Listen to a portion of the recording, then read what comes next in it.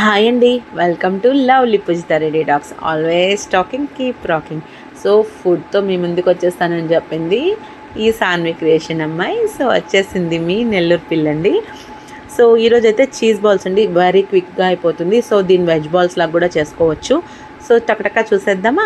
So బాగా ఉడకబెట్టుకున్న ఉల్లగడ్డల్ని peel చేసుకొని ఇలాగా వేసేసుకొని దాంట్లో ఒక 1 స్పూన్ అల్లం, నేను 1/2 కేజీ తీసుకున్నాను. అల్లం వెల్లుల్లి పేస్ట్, 1 స్పూన్ కారము, గరం మసాలా, జీలకర్ర పొడి, ధనియాల పొడి, chicken 65 masala and Kashmiri chilli powder మొత్తం మ్యారినేట్ చేసుకొని ఒక ముద్దలా ప్రిపేర్ చేసుకోవాలండి.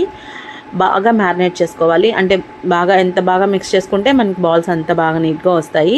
నెక్స్ట్ ఒక బౌల్ తీసుకొని వాటర్ వేసి దాంట్లో తగినంత సాల్ట్ వేసుకొని ఒక 3 స్పూన్ కార్న్ఫ్లోరు, 3 స్పూన్స్ మైదా, కొంచెం మిరియాల పొడి వేసుకొని బాగా బ్యాటర్ రెడీ చేసుకోవాలి.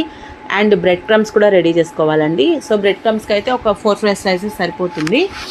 దాన్ని బాగా పక్కన పెట్టేసుకున్న తర్వాత చీజ్ మోజరెల్లా తీసుకోవచ్చు, నాట్ క్యూబ్స్ కూడా తీసుకోవచ్చు. ఇలా రౌండ్ చేసుకొని ఒక హోల్ పెట్టుకొని చీజ్ లోపలికి పోనిచ్చేసి బ్లాక్ మొత్తం క్లోజ్ చేయాలండి. రాకుండా నేనైతే 2-3 టైమ్స్ డిప్ చేసుకున్నాను. సో ఫస్ట్ అయితే బ్రెడ్ క్రమ్స్లో డిప్ చేశాను, నెక్స్ట్ అయితే మనం కలుపుకున్న బ్యాటర్లో అయితే డిప్ చేశాను, మళ్ళీ బ్రెడ్ క్రమ్స్లో డిప్ చేశాను.